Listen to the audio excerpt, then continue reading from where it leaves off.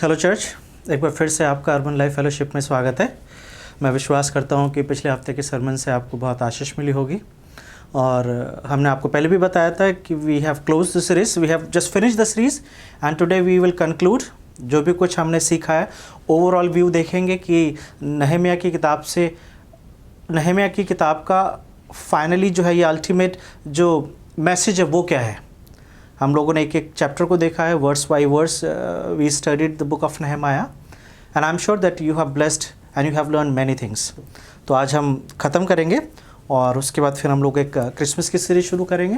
तो अगर आपने अभी तक सब्सक्राइब नहीं करा है हमारा channel, this is the best time, you can subscribe our channel, ताकि अगले हफ्ते से जब हम क्रिसमस की एक सीरीज़ शुरू कर रहे हैं तो आप देख सकते हैं हर संडे आपको एक नया क्वेश्चन होगा जिसके ऊपर हम लोग डील करेंगे। तो 5-6 जो भी संडे हैं क्रिसमस तक, हर संडे पे हर वीक पे हम लोग एक क्वेश्चन लेंगे और उसके आधार पर वो क्रिसमस से रिलेटेड ही होंगे और उसके आधार पर हम लोग हमारा सरमन जो होगा उसके ऊपर होगा। We are also planning to record a talk show. हम लोग 1-2 गेस्ट को बुलाएंगे और उनके साथ बैठ के हम लोग क्रिसमस के ऊपर चर्चा करेंगे। तो आप सब्सक्राइब कर सकते हैं, लोगों को ज़्यादा से ज़्यादा मैसेज भेज सकते हैं, ताकि जब ये मैसेज टॉक शो जब अपलोड होता है तो आप अपने फ्रेंड्स को, खासतौर से उन लोगों को जिनको आप इवेंजलाइज करना चाह रहे हैं, जिनको आप प्रभु के पास लाना चाह रहे हैं, गॉस्पल देना चाह रहे हैं, ऐसे लोगों के लिए वो टॉक शो जो होगा बहुत ही महत्वपूर्ण होगा। तो आप हमारे साथ बने रहिए। साथ ही साथ जैसे कि मैंने आपको बताया था कि आज जो लास्ट सरमन है इसके बाद एक क्विज़ है। तो सरमन के जब आप सरमन देख रहे हैं तो जो डिस्क्रिप्शन होता है जहाँ पे मैसेज के बारे में लिखा जाता है वहाँ पर आपको 2 लिंक मिलेंगे।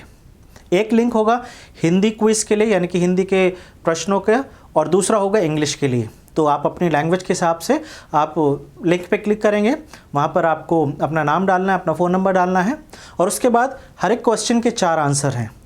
आप उसे जो भी आपको ठीक लगता है उस पर आप टिक करते चले जाएंगे और 20 क्वेश्चन हैं तो मेरे ख्याल से आपको 3 से 4 मिनट लगेंगे। उसके बाद एंड में सबमिशन का एक बटन होगा। आप जब सबमिट क्लिक करेंगे तो फिर आपके सामने एक विंडो खुलेगी जहाँ पे लिखा हुआ होगा शो स्कोर।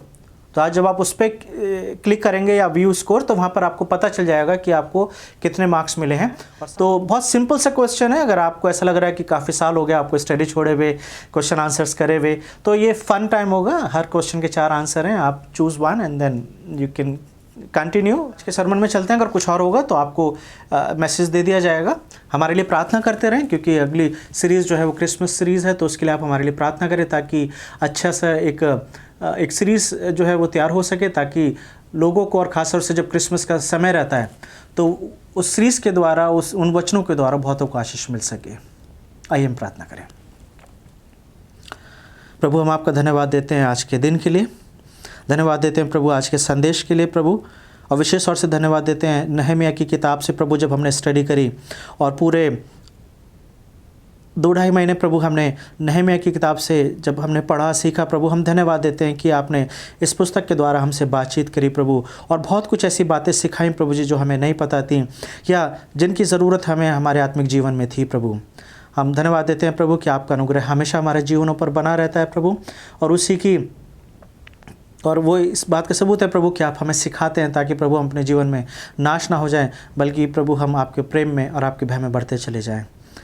धन्यवाद देते हैं प्रभु आपकी क्षमा के लिए जो हमें लगातार हमारे को मिलती है। आज के वचन के लिए भी यही प्रार्थना करना चाहते हैं प्रभु, आप हमसे बातचीत करें ताकि हम और कुछ ऐसा सीख सके प्रभु जो हमने अभी तक नहीं सीखा है। यीशु मसीह के नाम से इस प्रार्थना को मांगते हैं, आमीन।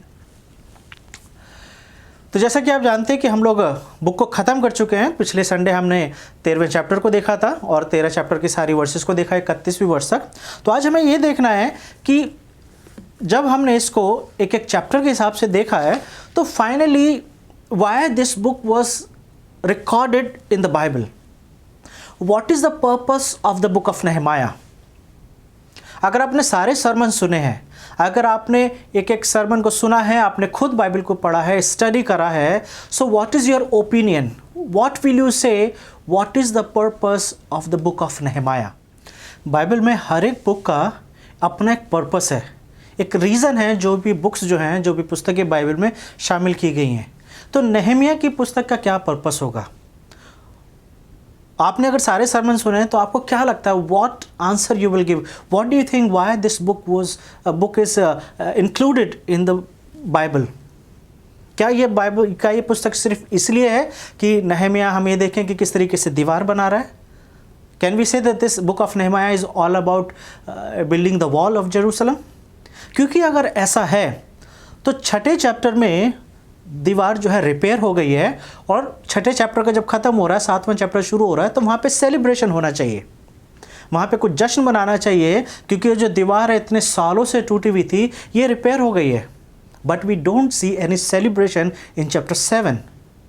और क्योंकि हमें कोई सेलिब्रेशन दिखाई नहीं दे रहा है चैप्टर 7 में, तो एक चीज़ समझ में आ रही है, this book is not only about raising the wall of Jerusalem. That means this book has something else. इस बुक का जो संदेश है, इस बुक का जो रीज़न है बाइबल में डालने का, वो कुछ और है। सो हमें ढूंढना पड़ेगा, what is the reason of this book, what is the real message of the book of Nehemiah. क्योंकि मैंने इस बुक को, अगर मैं आपको बताऊं तो मैंने जब डिवाइड करा है, तो मैंने इस बुक को 3 सेक्शंस के अंदर डिवाइड करा है। You can see on your screen, you will see 3C। आपको इन शब्दों से याद भी रह सकता है। फर्स्ट C यानी कि chapter 1 talks about the call of Nehemiah. Chapter 1 को बिल्कुल अलग रखा है, जिसमें हमें नहम्याह की बुलाहट के बारे में पता चलता है, सो कॉल ऑफ नहम्याह। दूसरा सेक्शन जो है वो चैप्टर 2 से लेके चैप्टर 6 तक है, जहाँ पर मैंने जो नाम दिया वो है completing the work of the wall, या कंप्लीशन द वर्क, यानी कि जो दीवार का जो बनाया जाना है उसको अध्याय 2 से लेके अध्याय 6 तक देख सकते हैं। And the third C is conduct of the people, यानी कि लोगों के जीवनों का सुधार, यानी कि लोगों के जीवन में जो बदलाव आ रहा है, या लोगों के जीवनों के कार्यों को देखा जा सकता है चैप्टर 7 से लेके चैप्टर 13 तक। तो ये 3C हैं, इसके माध्यम से आप बुक ऑफ नहम्याह को, यानी कि नहम्याह की किताब को आप याद रख सकते हैं। But again the question is same, what is the purpose of the book of Nehemiah? और मुझे ऐसा लगता है क्योंकि 7वें चैप्टर के बाद के जो चैप्टर्स हैं वो वहाँ पे रिपेयरिंग का काम फिर से चल रहा है। पहले 6 चैप्टर्स के अंदर रिपेयर का काम जो है वो दीवार का हो रहा है, दीवार को रिपेयर किया जा रहा है। लेकिन 7 से लेके 13 तक we can see that Nehemiah is still working the repair work, but not the wall, it's a life of the people.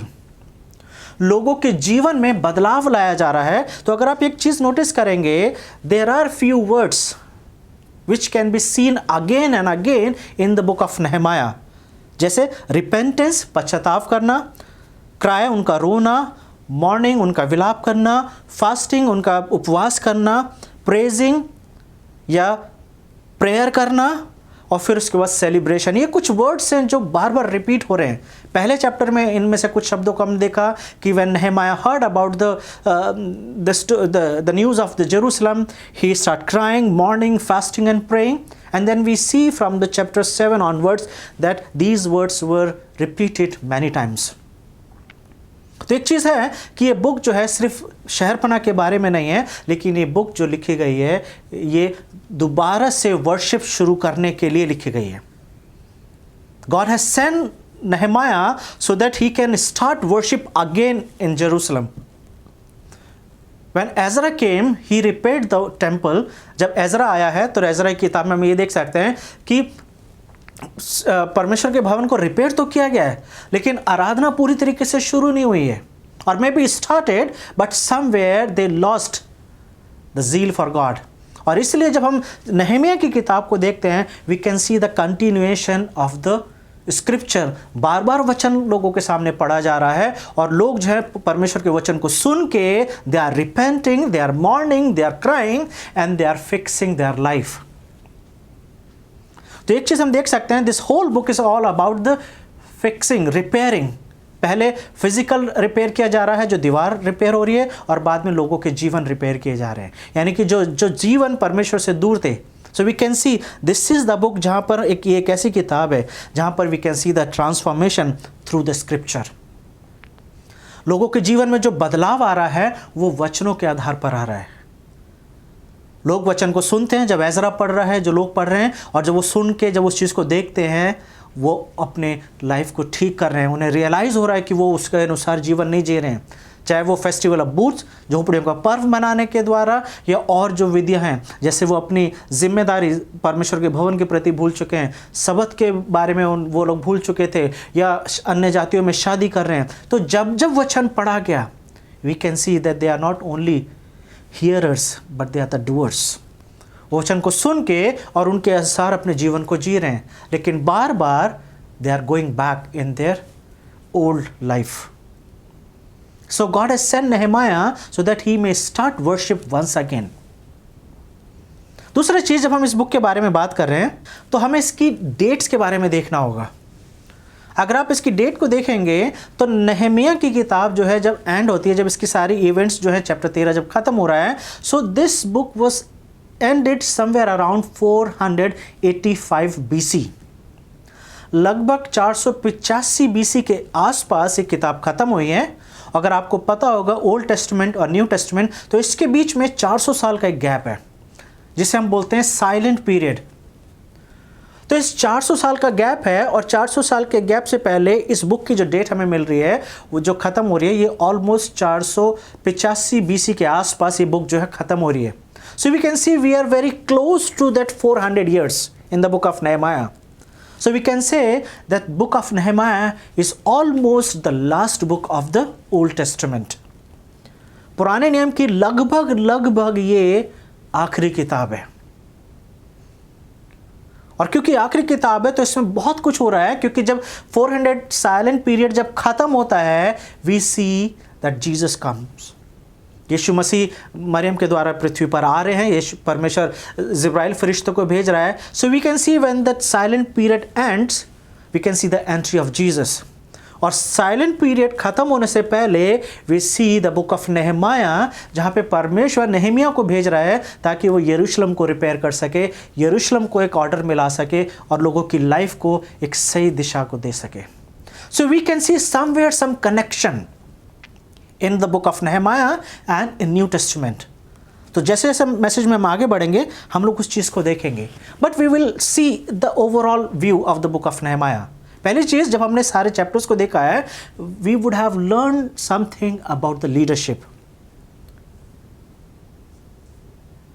अगर हमें लीडरशिप सीखना है ओल्ड टेस्टमेंट में से, we can study the book of Nehemiah, क्योंकि यहाँ पर एक ऐसा व्यक्ति है जिसकी डिज़ायर परमेश्वर के लोगों के लिए, परमेश्वर के लोगों के जीवन के बारे में जानने की। क्योंकि चैप्टर 1 जब शुरू होता है, वहाँ पे ऐसा बताया गया है कि जब कुछ लोग यरूशलेम से बाबुल में आए, हनानी और कुछ लोग आए, it was Nehemiah who goes there and ask about the life of Jerusalem. वो यरूशलेम के बारे में पूछ रहा है, यरूशलेम के लोगों के बारे में पूछ रहा है। Now think about why Nehemiah is talking about the people of Jerusalem. वो इससे पहले कभी यरूशलेम नहीं गया है। स्कॉलर्स और कमेंटेटर्स ये मानते हैं कि नेहेमिया जो है वो बाबुल में ही पैदा हुआ था, क्योंकि जिस समय नेहेमिया की चैप्टर 1 की जब हम बात कर रहे हैं, जो 70 years की कैप्टिविटी है वो बहुत समय पहले ख़त्म हो चुकी है। तो यहाँ पे नेहेमिया क्यों पूछ रहा है, और इसके पूछने से एक चीज़ हमें समझ में आता है, क्योंकि उसके पूछने के बाद जब उसे रिस्पॉन्स मिला, we can see that Nehemiah start crying, mourning and fasting and praying. क्यों? क्योंकि उसे पता है that his root goes to the Jerusalem. उसे पता है कि यरूशलेम जो है वो उसके पूर्वजों की जगह है। उसे पता है यरूशलेम का परमेश्वर उसका परमेश्वर है। उसे पता है यरूशलेम वो जगह है जहाँ पे परमेश्वर के लोग रहते हैं, जहाँ पे अब्राहम की वंशज रहते हैं। So we can see that the burden of Nehemiah, नेहेमिया को एक बोझ है कि वो परमेश्वर के लोगों के लिए प्रार्थना करता है, उनकी चिंता करता है, उनकी फिक्र करता है। And then we see in chapter 1 that he start praying for the people. वो अपने बर्डन को किसी के साथ जाके शेयर नहीं कर रहा है। He is not talking to his friends और maybe to anybody, but he start talking to God as a leader.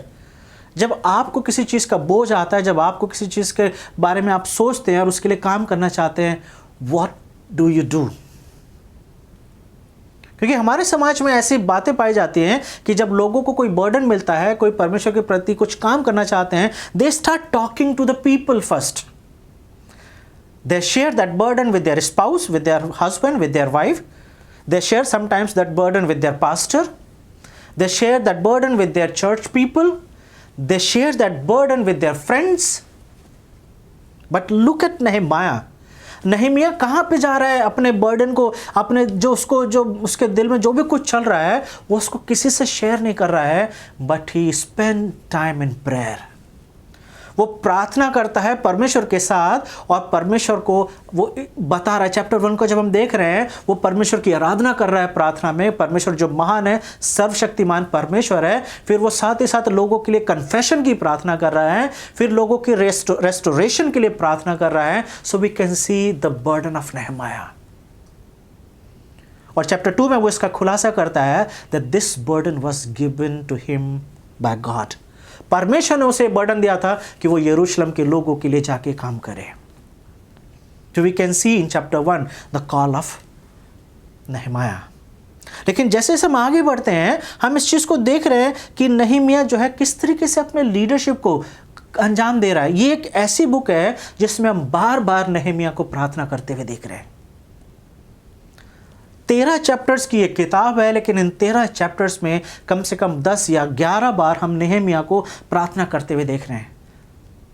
Chapter 4 में एक जगह पे वो लोगों के साथ मिलकर प्रार्थना कर रहा है, लेकिन बहुत सारी जगहों पे we can see that he is praying alone. छोटी छोटी सी प्रार्थनाएं हैं जो रिकॉर्ड की गई हैं नेहमिया की किताब में. और जैसे मैंने आपको पहले भी बताया था, जब कुछ प्रेयर्स, क्योंकि बहुत कम प्रार्थनाएं हैं जो रिकॉर्ड की गई हैं, लेकिन जब वो प्रार्थनाएं रिकॉर्ड की गई हैं, जस्ट रीड दोज वर्ड्स. वो जो प्रार्थनाओं के जो शब्द हैं वो आप पढ़ें बार बार. You can study. आप देख सकते हैं कि वो छोटी छोटी सी प्रार्थनाएं हैं, लेकिन कितनी इंपॉर्टेंट प्रेयर्स हैं. जहाँ पे नेहमिया अपने दुश्मनों के लिए, जो वहाँ पर 3 ऐसे दुश्मन हैं, 3 ऐसे लोग हैं जो ऑपोजिशन कर रहे हैं, तोबिया, सनबलत और गेशम. ये किसी न किसी तरीके से नेहमिया को डाइवर्ट करना चाह रहे थे कि परमेश्वर का काम रुक जाए. But Nehemiah was focused. So what title you will give? मैंने अपने आज के सरमन को जो टाइटल दिया है, वो टाइटल ऐसा हो सकता है, गॉड्स स्टोरी. परमेश्वर की कहानी है ये. बिकॉज जैसे मैंने आपको बताया कि Nehemiah almost the last book of the old testament, और नए नियम में यीशु मसीह का आना है. और हम दोनों सेक्शंस के अंदर कुछ पैरेलल इवेंट्स देख सकते हैं.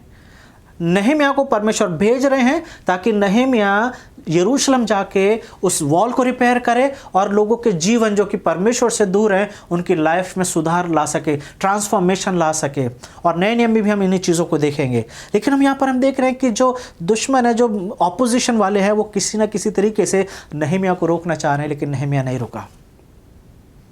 और नेहमिया की किताब का जो इंपॉर्टेंट चैप्टर है वो है चैप्टर 8, जहाँ पे परमेश्वर का वचन जो है वो लाया जाता है, और फिर रिपेयर का काम परमेश्वर के वचन के द्वारा नेहमिया जो है वो कर रहा है. जहाँ पे लेवी और याजक लोग नेहमिया के साथ मिलकर काम करते हैं एक टीम के रूप में, और लोगों के जीवन में बदलाव आ रहा है. तो एक चीज़ हम देख सकते हैं कि ये किताब जो है ये परमेश्वर की स्टोरी को बताता है. और बेस्ट पार्ट ये है कि ये बुक जो है नेहमिया की प्रार्थना के साथ ख़त्म होती है. चैप्टर 13 एंड वर्स 31, जहाँ पे नेहमिया की अंतिम प्रार्थना है, जहाँ पर वैसे लिख रहा है, remember me O my God for good. Hindi में ऐसा लिखा हुआ है, हे मेरे परमेश्वर, मेरे हित के लिए मुझे स्मरण कर. Remember me. Nehemiah is praying for his work what he has done.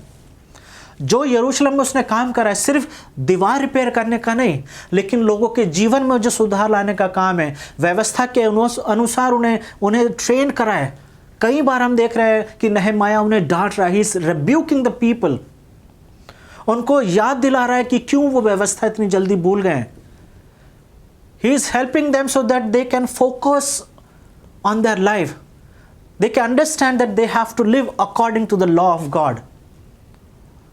और जब उनकी कमियों को देख रहा है वो उन्हें डांट रहा है. और जैसे चैप्टर 13 में हमने देखा था कि वो एक अलग ही रूप हम नेहमिया का देख रहे हैं. We can see the zeal of God in Nehemiah. तो जब हम इन सारी बातों को देख रहे हैं तो एक चीज़ हम देख सकते हैं कि क्या ऐसी कुछ बातें हम कहीं और पाते हैं. Parallelly we can see in the life of Jesus almost the same thing.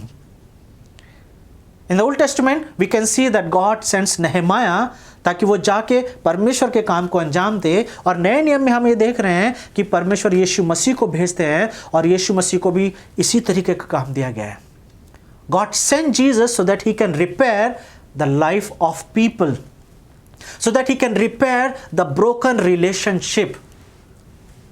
Nehemiah came and he is repairing the broken wall. जो शहरपना टूटी हुई है, जो दीवार टूटी हुई है, नehemiah उसको रिपेयर कर रहा है. लेकिन जब यीशु मसीह आए हैं तो वो जो रिश्ता अदन की वाटिका में परमेश्वर का और आदम और हवा का टूट गया था पाप करने की वजह से, और आदम हवा के साथ साथ पूरी मानव जाति का वो जो एक रिलेशनशिप था जहाँ पर they had the direct access, जहाँ पर वो डायरेक्ट परमेश्वर से बात कर सकते थे, वो रिश्ता टूट गया था अदन की वाटिका में.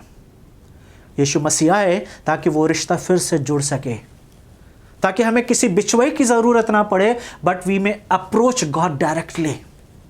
क्योंकि पुराने नियम में हम ये देख रहे हैं कि लोगों को जब परमेश्वर से बात करना है, परमेश्वर के लिए आराधना करनी है, परमेश्वर के लिए बलियां चढ़ानी है, या अपने पापों की क्षमा चाहिए, they always required, they always needed somebody. They always looked for the mediator. वो याजक, महायाजक, वो लेवी, ये लोग हुआ करते थे जो उनकी प्रार्थनाओं को या उनके रिचुअल्स को परमेश्वर के लिए करा करते थे. और नए नियम में वो जो रिलेशनशिप टूटा हुआ है, उस रिलेशनशिप को रिपेयर करने के लिए प्रभु यीशु मसीह आए हैं. नहमिया ने पुरानी दीवार को रिपेयर करा और यीशु मसीह ने लोगों के पुराने जीवनों को फिक्स करा, रिपेयर करा, ताकि वो नए बन सके. इसलिए पौलुस बोलता है कि जो प्रभु में है वो नई सृष्टि हैं. We are the new creation in God. क्योंकि जब हम प्रभु यीशु मसीह में आ गए हैं, हमारा जो पुराना जीवन है वो प्रभु यीशु मसीह के साथ सलीब पर गाड़ दिया गया है. जैसे पौलुस बोलता है, it is not I but it is Christ who live in me. अब मैं नहीं, लेकिन मसीह मुझ में जीवित है. क्यों? क्योंकि मेरा पुराना जीवन जो था वो मेरा खत्म हो गया, मर गया है. और नहमिया भी कुछ इसी काम को कर रहा है. वो जो पुरानी दीवार है जो टूटी हुई है, उसको रिपेयर की ज़रूरत है. उसको एक नई दीवार के रूप में कर दिया जाता है जब उसको रिपेयर करता है, ताकि वो मजबूती फिर से आ सके. और यीशु मसीह उसी काम को अंजाम दे रहे हैं. जिस तरीके से नहमिया के सामने 3 ऑपोजिशंस हैं जिन्होंने किसी न किसी तरीके से धमकाने के द्वारा, डराने के द्वारा, या किसी न किसी तरीके से उसको पाप में गिराने के द्वारा रोकने की कोशिश करी. कई बार पूरी सेना सामने खड़ी हुई है जब वो लोगों को डरा रहे हैं, ताकि सेना देख के नहमिया डर जाएगा. Similarly we can see in the life of Jesus. बहुत सारे ऐसे लोग थे जो यीशु को किसी न किसी तरीके से रोकना चाहते थे, चुप कराना चाहते थे, ताकि यीशु मसीह उस प्रचार के काम को ना करें. But we can see in the both the stories, Nehemiah नहीं रुका, उसने अपने काम को अंजाम दिया. और नहमिया की किताब में लिखा हुआ है कि जब शहरपनाह बन गई तो जो रोकना चाहते थे उन्हें इस बात को समझ में आ गई कि ये जो शहरपनाह बनाई गई है, it was done because God was working with them.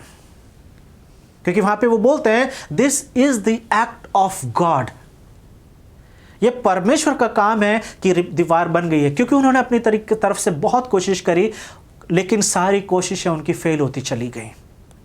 And we can see in the life of Jesus कि जिस काम के लिए, जिस मिशन के लिए परमेश्वर पिता ने उन्हें भेजा था, उसको उन्होंने पूरी ईमानदारी के साथ, वफादारी के साथ, पूरी आज्ञाकारिता के साथ कंप्लीट करा है. But we can see Jesus. He has purified us, which we don't see in the book of Nehemiah. क्योंकि यीशु मसीह ने जिस तरीके से हमें प्योर करा है, He purified us from His blood. अपने लहू के द्वारा हमें शुद्ध करा है और हमें पापों की क्षमा दी है, ताकि हम पूरी तरीके से परमेश्वर के परिवार का हिस्सा बन जाएं. इसलिए यूहन्ना के सुसमाचार में उसके पहले अध्याय में gospel of John chapter 1 and verse 12 says, those who believe in Jesus they have been given the rights. जो लोग प्रभु यीशु मसीह पर भरोसा करते हैं, विश्वास करते हैं, उनको ये अधिकार दिया गया है कि वो परमेश्वर के बेटा और बेटी कहलाएं. We have been given the rights to be called the son and daughters of God the Father through Jesus Christ. प्रभु यीशु मसीह के द्वारा जो रिपेयर का काम किया गया है, वो जो रिलेशनशिप टूट गया था, उस रिलेशनशिप को फिर से स्थापित करा है प्रभु यीशु मसीह ने। नहमिया को भेजा गया था सिर्फ यरूशलेम के लोगों के लिए और यरूशलेम की शहरपना को रिपेयर करने के लिए, but Jesus came for the world. John 3:16 says, "For God so loved the world that he gave his only begotten son."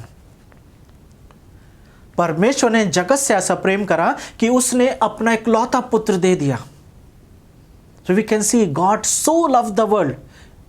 परमेश्वर ने जगत से प्रेम करा है और इसलिए सारी मानव जाति को अपने पास बुलाने के लिए, इसलिए सभी लोगों के लिए उद्धार का द्वार खोलने के लिए परमेश्वर ने प्रभु यीशु मसीह को भेजा है। तो अगर आप ऐसे व्यक्ति हैं जिनको अभी तक ऐसा लगता है that you are still far from the kingdom of God, if you think that is still far from the God, अगर आप अभी भी आपको ऐसा लगता है कि आप परमेश्वर के राज्य से दूर हैं, अगर आपको ऐसा लगता है कि अभी भी आपको मोक्ष नहीं मिला है, आपको उद्धार नहीं मिला है, just look at Jesus, प्रभु यीशु मसीह की तरफ देखें, क्योंकि यीशु मसीह ने बोला है मार्ग, सत्य और जीवन मैं हूं। I am the way, the truth and the life. क्योंकि यीशु मसीह हैं जो हमें पापों की क्षमा दे सकते हैं, अदरवाइज पापों की क्षमा नहीं मिल सकती।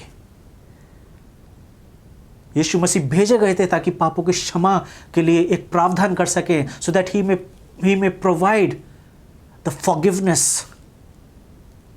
ताकि वो जो रिश्ता है वो फिर से जुड़ सके। बहुत सारे ऐसे लोग हैं जो अपना जीवन ऐसे जी रहे हैं जिनको अभी भी पापों की क्षमा नहीं मिली है। It is your job and my job that we have to give the gospel. We have to share the gospel. हमें लोगों के साथ इस सुसमाचार बांटने की ज़रूरत है कि यीशु मसीह भेजे गए थे ताकि वो उस रिपेयर के काम को कंप्लीट करें, उस काम को कंप्लीट करें ताकि वो जो पुराना जीवन है वो पूरी तरीके से ख़त्म होकर एक नया जीवन बन सके, एक नई दिशा दे सकें और वचनों के अनुसार जीवन जीना सिखा सकें। और इसलिए यीशु मसीह ने वैसा जीवन जिया है। और इसलिए जब हम नहमिया की किताब देख रहे हैं, हम इन्हीं बातों को देख सकते हैं। Nehemiah is a टिपिफाइड of Jesus. हम देखते हैं कि नहमिया को हम किस तरीके से उन कामों को करते हुए देख रहे हैं कि परमेश्वर ने उसे भेजा है ताकि वो यरूशलेम को तैयार करे, ताकि वो लोगों के जीवनों को तैयार करे, ताकि लोग जो हैं परमेश्वर के वायदों के अनुसार, परमेश्वर की व्यवस्था के अनुसार अपने जीवन को जी सकें। And we can see the similarly that Jesus came to bring people into the kingdom of God. ये आपकी और मेरी जिम्मेदारी है। अगर हम ऐसे लोगों को जानते हैं जो अभी भी परमेश्वर के राज्य से दूर हैं, we have to send the gospel to them. हमें उन्हें सुसमाचार देना होगा, हमें उन्हें परमेश्वर की उन बातों को बताना होगा जिनके द्वारा उनका जीवन बदल सके, क्योंकि हमें क्षमा मिल सके। We have been saved, now it is our job to save others. So with this, we will close the book of Nehemiah. It's a wonderful book. एक ऐसी किताब है जो हमें सिर्फ लीडरशिप के बारे में नहीं सिखा रही है, क्योंकि अगर हमें लीडरशिप के बारे में देखना है, again and again we can see the best examples of the leader कि एक लीडर कैसा होना चाहिए। नहमिया आ रहा है और नहमिया अपने काम को अंजाम दे रहा है। चैप्टर 3 में हम इस चीज़ को देख रहे हैं कि जब लोग अपना काम शुरू कर रहे हैं, it was the high priest, महायाजक थे जो अपने काम को सबसे पहले शुरू कर रहे हैं। Chapter 3 starts with the work of the high priest. महायाजक लोग हैं जो काम कर रहे हैं और उसके बाद हम देखते हैं कि एक आम जनता काम कर रही है। Then we see in chapter 10 जहाँ पे लोगों को यरूशलेम में रहने के लिए बुलाया जा रहा है, again we can see the initiative of the leaders.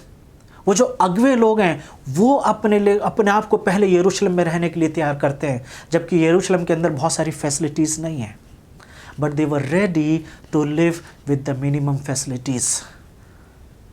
They were ready to live a sacrificial life.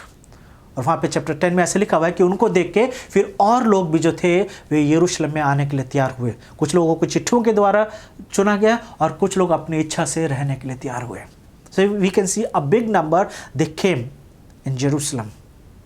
So again and again, we can see that book of Nehemiah teaches us the leadership. और यीशु मसीह ने बोला, I have not come to be served, but I have come to serve. मैं इसलिए नहीं आया कि मेरी सेवा टहल की जाए, लेकिन मैं इसलिए आया हूं कि मैं सेवा करूं. So what kind of a leader are you?